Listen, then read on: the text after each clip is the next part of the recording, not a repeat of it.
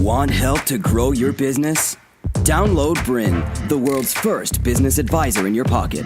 To find out more, visit bryn.ai or search the App Store today.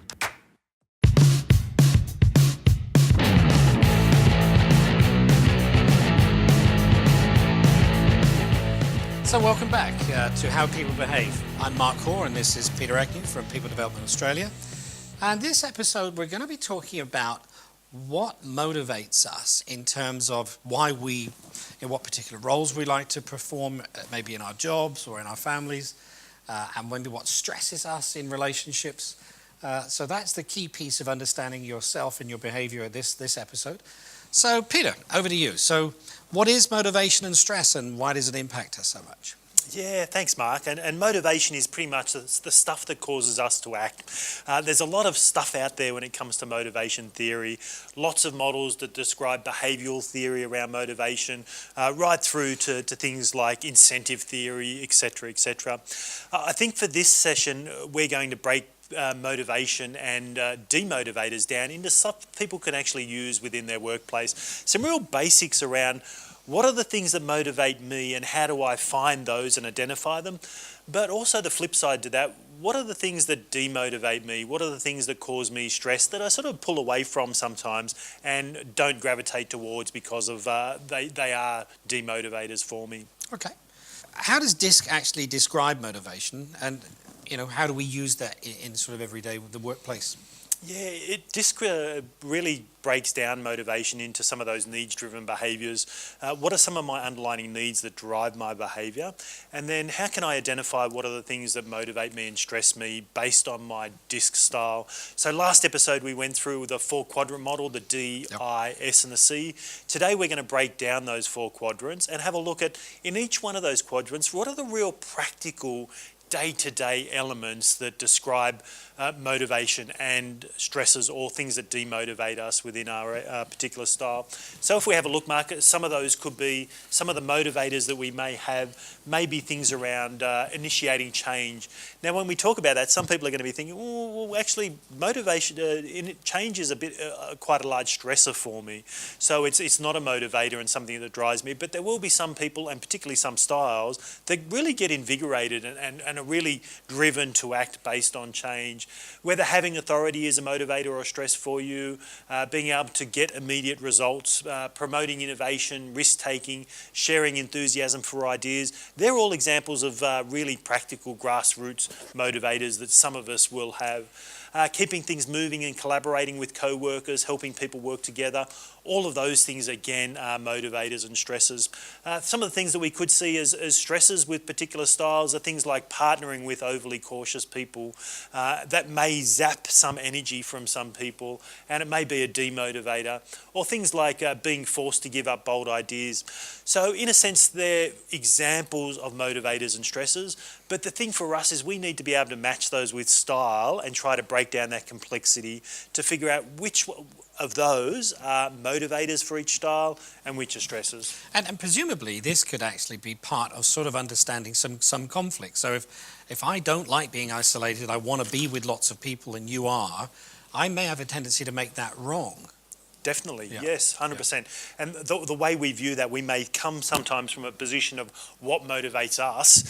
And it motivates us, so obviously it's going to motivate other people. So if I like change, I'm going to naturally assume, well, if I like change, you like change as well. So it's going to be a motivator for you, where it actually may be a stressor or a demotivator for you. So they're the things we need to check the pulse of as we go through. And when you're leading groups through this, as I know you've done, tens of thousands of people in your career, how do you find, how does this impact people when they do this for the first time? Yeah, as a facilitator of this particular section, this is the stuff that I really get joy out of. It's the stuff that people can have those aha moments. That's why I gravitate away from those formal rules and processes, or why I gravitate away from the monotonous analytical detail of things, or that's why I'm not good with socializing in a group of people, and why networking is really hard for me. I know it's important, but I'll sort of find ways to work around it. I won't go to those networking functions. I might find some other ways that more are attuned to my particular style. Definitely. So, Mark, I think as we go through, let's have a look at the 4 styles and Sure. what are the motivators and stresses of each of the 4 styles. So, we had dominant style, and you introduced the style to us. But just have a little bit of a snapshot of what are some of the key points of the D style. So it's again, so when we go to the quadrants, D is the top left, always coloured in green, and you'll notice that it is the active piece. So and the more skeptical, more task focused piece. So they're not really focused on the people part, they're really focused around the task. So in terms of their motivators, Peter, what are we going to notice particularly? Yeah, so motivators that come up here will be those things like having power, having control over things. It's really about getting results and really about growing in this particular subject. I think Mark Scullard, Mark, who is the Director of Research for Wiley, who are the producers of DISC, mentioned in one of his audio clips around expansion strategy. And his reference was to some of the work of Karen Horney, who looked at expansion strategy as an area of development. And basically, in a nutshell, in that strategy, he likened it to a tree, funnily enough. A tree's main objective is to grow. Yep. Yeah, and as it grows, the only constraints it has is the environment.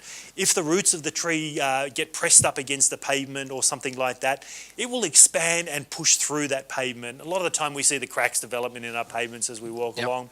The clear goal for that is that I assume that my life goal is to expand and to grow. So for this style, the D style, will really have that expansive strategy.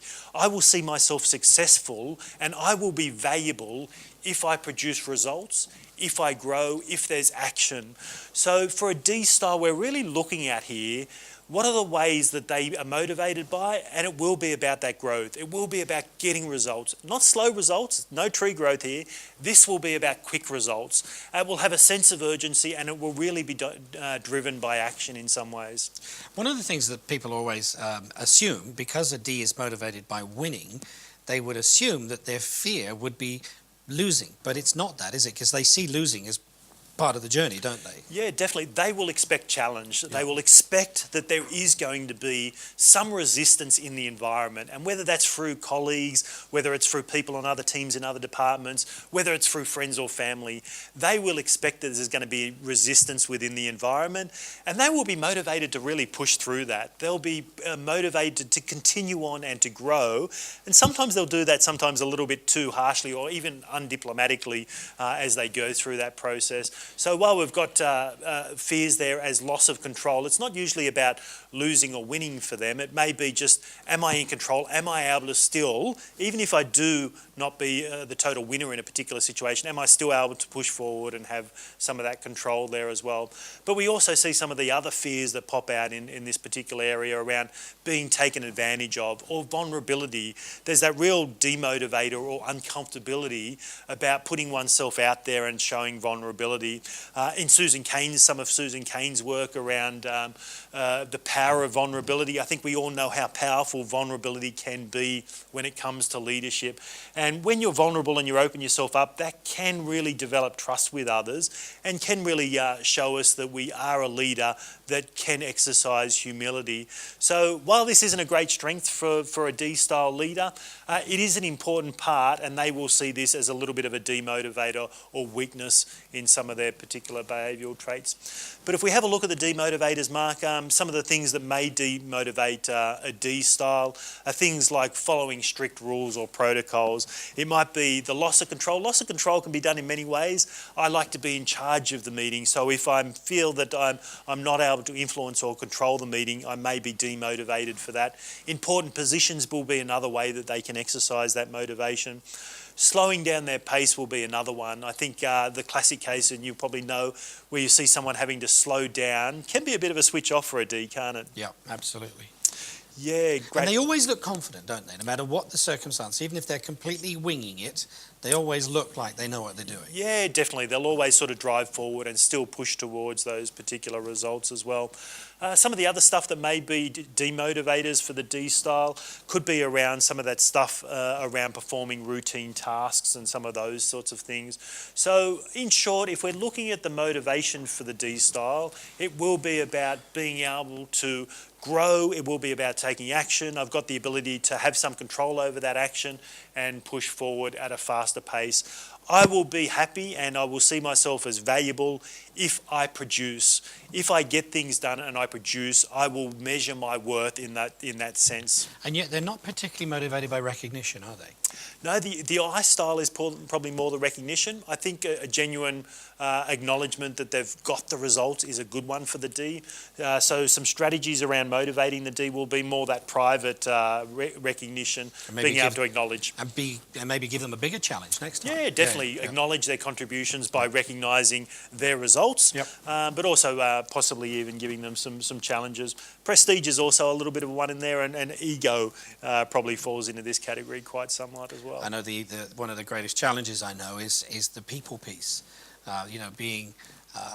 Being soft and being feel like they're being manipulated really is a big turn off for them, and so that people piece is something they really need to work on. Yeah, definitely.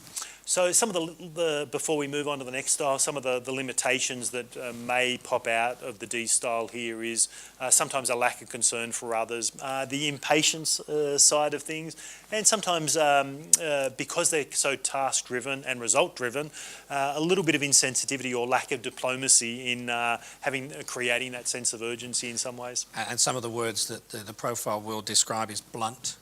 Very direct. Very direct. They can be perceived as a little arrogant sometimes. Yeah, arrogance will be one that sort of pops up there occasionally as well. Yeah. So again, we're talking about tendencies of a particular style rather than absolutes of the style. So if you are a D style and you recognise that you're a D style, you may be quite mature in some of the actual attributes of behavioural style. Recognise, be self-aware of your own style and be able to foster that sort of and tone back some of that directness and bluntness as well. Particularly when dealing with the S's. Definitely. The S's will be that more sensitive, caring, enjoying the absence of conflict in that particular regard as well. We might move to the I style. Let's do that. Let's have a look. So introduce us to the I style, Mark. We've got still an active, fast pace and a little bit more people focused. So yes, so just like the Ds, they are active, bold, dynamic. You'll see them very fast. They talk fast, act fast. You do all of those things. But their motivations are completely different, aren't they? They live on the right-hand side, so they are affiliators. They want to be around people. And what's interesting is their motivations are completely different from the style that we've just looked at. Yeah, definitely. So if we start breaking down the motivations of the influencing style, we'll see there a couple of things around social recognition, group activities, friendly relationships. We've moved from the task side of the profile across to the people side. We've moved from the questioning and seeing the environment as unfavourable across to the side where we see it's favourable, and we're quite optimistic in nature. If I was to sort of point out this particular section, it's largely opposite to the analytical style. And if you were to say what's opposite of analytical, it's probably more experimental. And this side of the profile is where experimental happens. Lots of great ideas, lots of energy, probably what we call high positive energy. Really, lots of starting projects, but not necessarily finishing. Correct. Again, the loud shirts play into this side of the things People as well have too, been Mark. known, you with I in their profile, have been known to wear loud shirts. With loud shirts, Fortunately, exactly. no one here. We're good. Very much so. And so in this particular area... To continue enjoying this presentation, download Bryn, the world's first business advisor in your pocket. To find out more, visit bryn.ai or search the App Store today.